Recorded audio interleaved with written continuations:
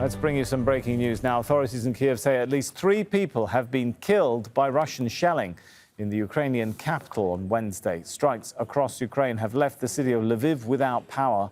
Neighbouring Moldova says half of the country doesn't have electricity after the Russian strikes in Ukraine.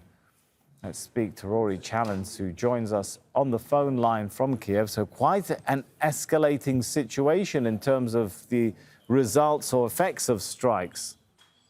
Yeah, Sammy, I'm just going to describe to you the scene that I'm looking at the moment. We've been on the road all day, driving from Lviv in the west to Kyiv, the capital city. We've just arrived in Kyiv now.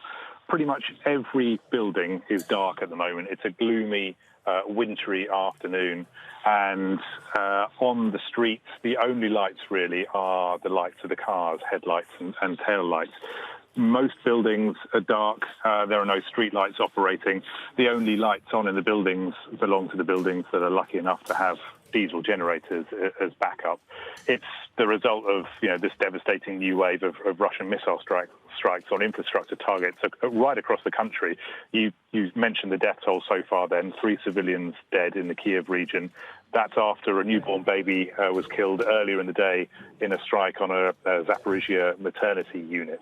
But here's the roll call of places where there is partial or no electricity at the moment. There's no electricity in Kyiv, Kharkiv, Dnipro, Lviv, Kryvyi Rih, Rivne, Lutsk, Mykolaiv, Odessa, Sumy, Poltava, Myrnograd, Khmelnytsky and Zhytomyr. You can see that this is affecting cities right across the country. And as you mentioned, even Moldova next door affected too. There's no running water in Kyiv at the moment.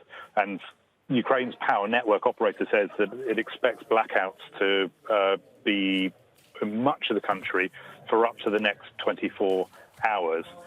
Now, these strikes, they're basically the latest in repeated hits on Ukrainian infrastructure. It began around October the 10th. That has severely depleted the country's energy supply. Earlier today, the EU Parliament voted to declare Russia a state sponsor of terrorism, and Ukrainians are pointing to the targeting of civilian infrastructure as indicative of exactly that. They say that this is a war crime. Now, I'm afraid that international laws on warfare aren't so clear-cut when the electricity grid is also being used by the military. But if Russia is thinking that it can break the will of either Ukraine's military or its civilian population with these strikes, at the moment, there is no evidence that it's having any such effect. All right. Thanks so much, Rory, Challands.